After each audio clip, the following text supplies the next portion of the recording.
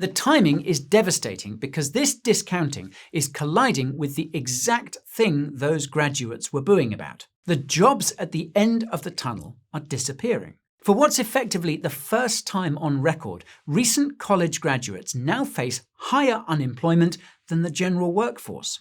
Recent grad unemployment sits at 5.6%, while the national rate is just 4.2%. So the thing that was supposed to protect you is now the riskier bet.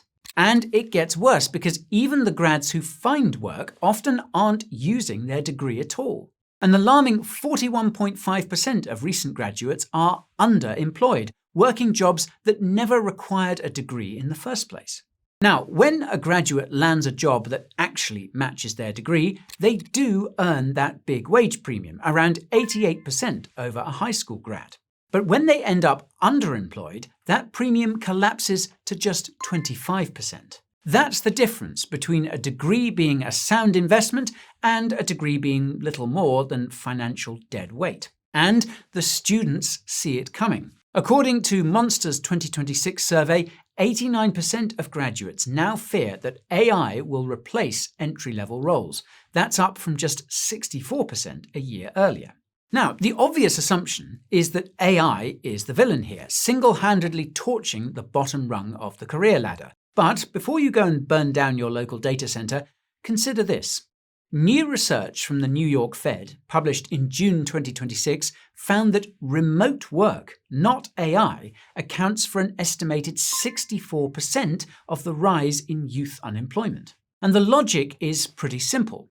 Employers won't onboard inexperienced workers they can't mentor in person, because you can't transfer skills by osmosis over a Zoom call. So the entry-level rung of the ladder was already looking weak before AI showed up. AI has only really arrived to finish the job. A Harvard working paper found that at companies adopting AI tools, junior hiring fell nearly 8% within 6 quarters. In tech, 65% of hiring managers now say they'd rather invest in AI than hire and train a recent graduate.